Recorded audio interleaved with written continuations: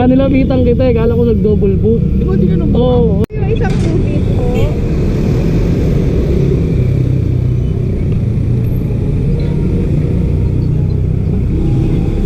Ang sabi?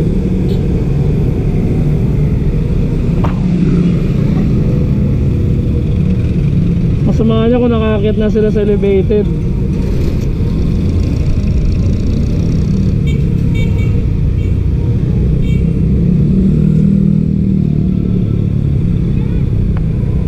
Sabi sa'yo,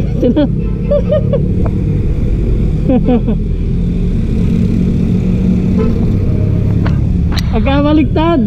Ayun yan, tinanong ko kanina. Kaya nga na. Dalawang beses ko tinanong eh. Tinanong mo ba siya? Tinanong ko siya dalawang beses. Kaya nagulat ako kasi galing siya sa taas eh. Sa GPS ko galing sa taas. Kaya nilapitan kita eh. Kala ko nag-double book. Di ba, di ka nung Oo, tinanong ko nga eh. Oo, sabi niya, umuusos. Saka, nasaan na kayo? Yan, Buti wala kuya, pa kami sa ano. Di ba kayo nag-go? Market pa lang kami. Yun lang. Kaya nagtaka ako, kakita ko sa mapa galing ka sa taas eh. Kaya lumapit ako Kaya eh. nag-chat nga ako. Sabi ko, pababa mo na. O, hindi pa nakakalayo. Oh, hindi pa. Ingat, ingat. Tinanong si kuya sa akin eh. Sabi ko, tinanong kita kanina. Tinanong ka ba niya? Kung anong pangalan mo? Hindi, sabi ko, kuya, ikaw ba yung nabook ko na ano? Oo. Sabi niya, oo.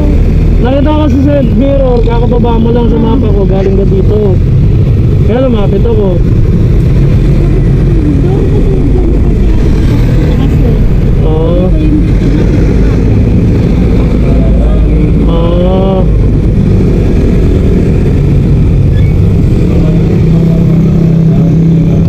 Eh, may lumabas dito pasahero, nilapitan ko.